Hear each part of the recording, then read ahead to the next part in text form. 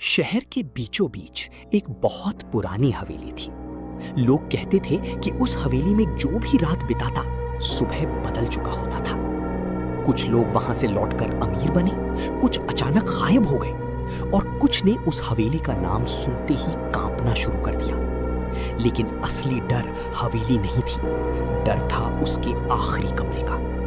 कहा जाता था कि हवेली के अंत में एक बंद कमरा है जिसका दरवाजा सिर्फ उसी इंसान के लिए खुलता है जो सच देखने की हिम्मत रखता हो। आरव के हाथ कांप रहे थे, लेकिन उसने दरवाजा खोल दिया। अंदर पूरा कमरा अंधेरे में डूबा हुआ था। कमरे के बीचों बीच सिर्फ एक आईना रखा था। आरव धीरे धीरे उसके पास गया और जैसे ही उसने आईने में देखा, उसकी सांसें रुक गईं। उसने जिंदगी में सब कुछ खो दिया था, दोस्त, भरोसा, सपने, यहां तक कि खुद पर यकीन भी।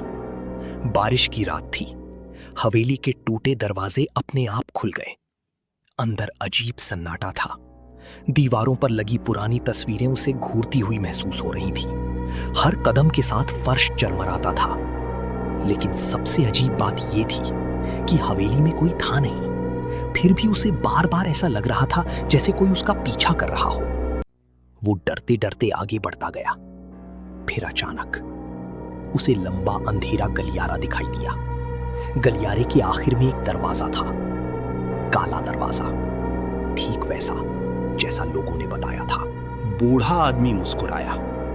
ये तुम्हारा भविष्य है, अगर तुम आज हार मान लोगे। कमरे की दीवारों पर अचानक तस्वीरें उभरने लगीं।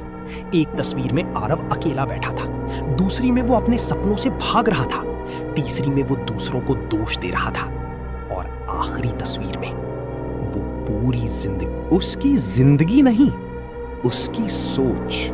वो पहली बार समझ चुका था कि इंसान को दुनिया नहीं हराती, उसे उसका डर हराता है।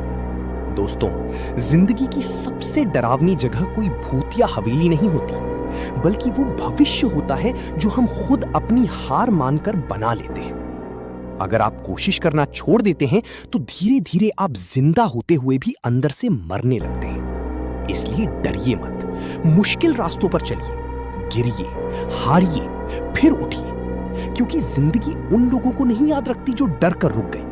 जिंदगी उन्हें याद रखती है जिन्होंने अंधेरे कमरे का दरवाजा खोलने की हिम्मत की।